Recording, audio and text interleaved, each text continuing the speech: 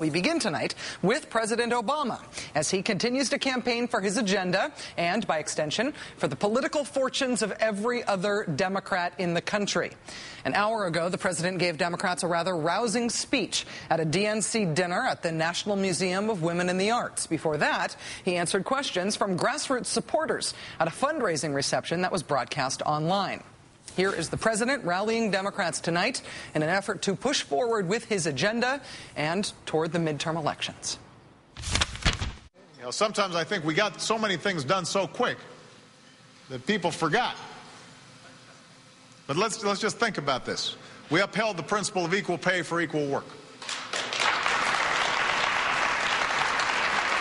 We lifted the ban on stem cell research and restored science to its rightful place in America. We provided health care to 4 million children who now have it, who didn't have it before. We passed the strongest veterans budget in decades. We protected families from getting ripped off by credit card companies and children from being targeted by big tobacco, and helped consumers deal with the twin plagues of mortgage fraud and predatory lending. We appointed Sonia Sotomayor to the Supreme Court. We passed a service bill named for Ted Kennedy that's giving young and old a chance to serve their country and their communities. We're working with Congress to finally repeal the law that denies gay Americans the right to serve the country they love because of who they are. Oh, by the way, and in the meantime, we prevented the worst financial crisis from getting even worse. Turned the economy from contraction to expansion, made the largest investment in clean energy in history, the largest investment in education in decades, expanded the Pell Grant program, dealt with a H1N1 virus on the side.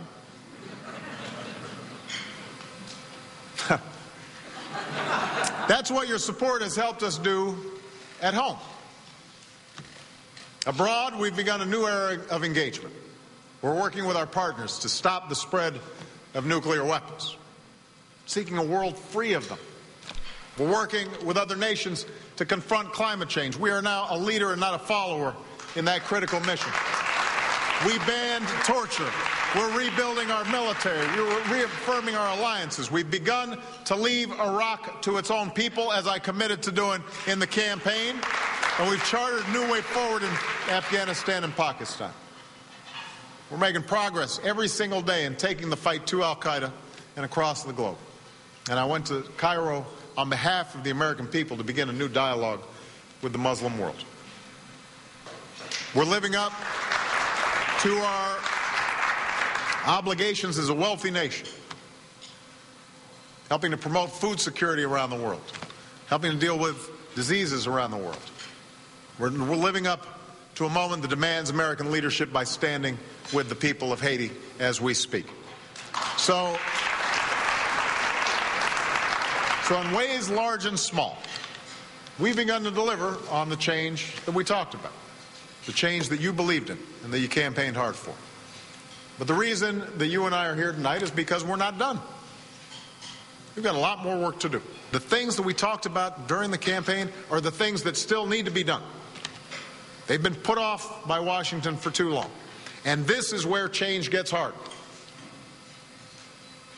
Change is easy if you're just talking about tinkering around the edges. Change is harder when you actually dig in and try to deal with the structural problems that have impeded our progress for too long.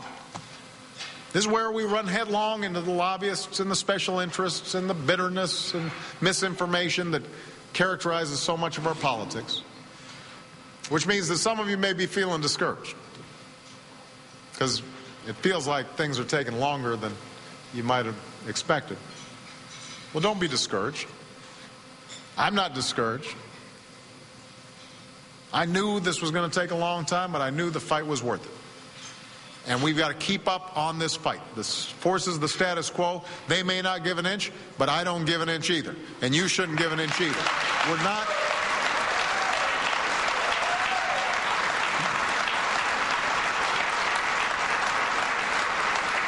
We didn't come this far to put things off or to play it safe or to take the easy road. Joining us now is Eugene Robinson, the Pulitzer Prize-winning columnist and an associate editor for The Washington Post. He's also an MSNBC political analyst. Gene, it's always great to have you on the show. Thank you very much for being here.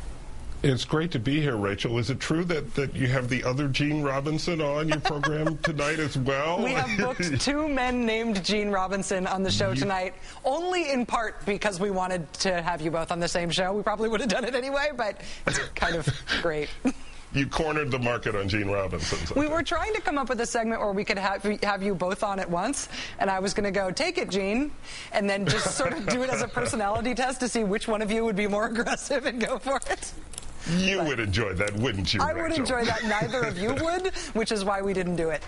So, anyway, but let me get your reaction to the president tonight. I mean, two more speeches in one night tonight for the president. What is the White House strategy here, and do you think it's working?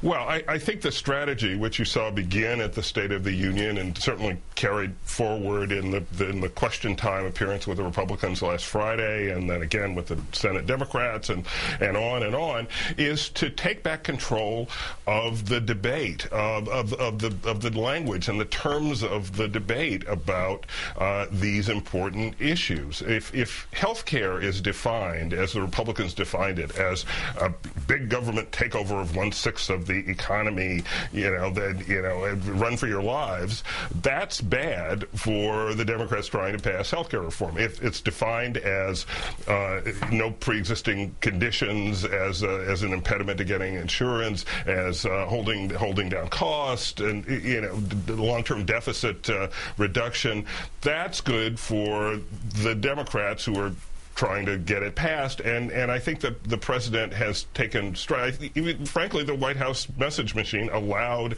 the Republicans to define that issue and other issues in the minds of voters for a good part of the year, and that was not good for what the president calls change that's hard to bring about. And one of the things that's been so interesting to watch in politics over the past year is the Republican efforts to try to find their leadership, figure out who their spokespeople are going to be, see who's going to sort of rise to the top among a sort of chaotic, interesting period in the Republican Party. The Democrats obviously have somebody who's at the head, and it's Barack Obama. Are there other Democrats, though, that need to be serving as an echo chamber or a force multiplier for the president in starting to make these same cases? Should we be expecting other Democrats to step up, start using the same language, start sort of campaigning in the same way the president is? You're expecting the Democratic Party to behave like a political party and have one message that it gets across in a coherent way. I'm not holding my breath. But it would be interesting, wouldn't it, if after you heard the president, for example, give that speech, if you heard Nancy Pelosi and Harry Reid, and not only them, but perhaps an Evan Bayh and one of the Blue Dog Democrats in the House, if you heard them echoing the language and at least agreeing on the terms of the discussion, I think that would certainly paint a portrait of a more unified and together big tent party. Big tent parties are hard to manage, and so let's not minimize that. But you're not really hearing that. When you heard him with the Senate Democrats, for example, you heard a lot of senators who were concerned about their next re-election campaign, raising their own parochial issues from their own point of view, and not really kind of getting with the program necessarily. In terms of what that program is, the president has been making both a policy case and sort of a pundit case, a political case for why health care can't be dead, why health care can't be over. He's saying not only is it the right thing to do by the country, but it is really the right thing to do politically. Democrats, the solution to this problem that we are in, the solution to, say, Scott Brown being elected in Massachusetts, is not to do nothing.